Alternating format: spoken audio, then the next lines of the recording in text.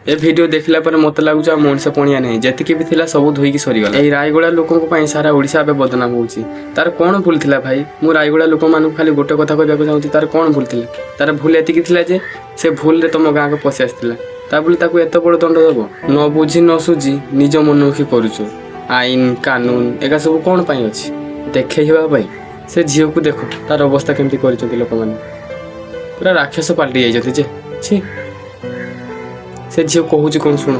बाल खींचने लगे, मेरे कपड़े फाड़ दिए, कोई अजीब तरीके से मेरे को छू रहा था, कोई मार रहा था मेरे को बहुत गंदी तरीके से कहूची जे ताको बहुत डर लागुची।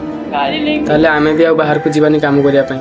मु तो बाहर अछि आ बाहर लोक आम ओडिशा को केही आसीबेनी। सेमथि हेलो त आमको भी बाड़ीबे। आमे बाहर देश रो अच्छे काम करूचे, उड़िया कथा कहूचे, एमाने सुनि नउथिबे तने एमाने पिला चोर एमाने केमती भाषा कहउचंती को आमको भी ताले बाड़ीबे।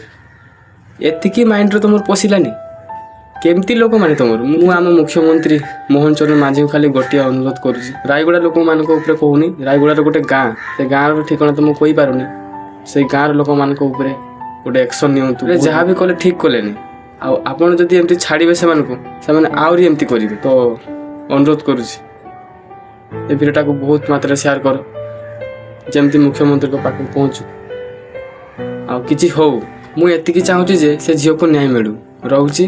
जय श्री जगन्नाथ।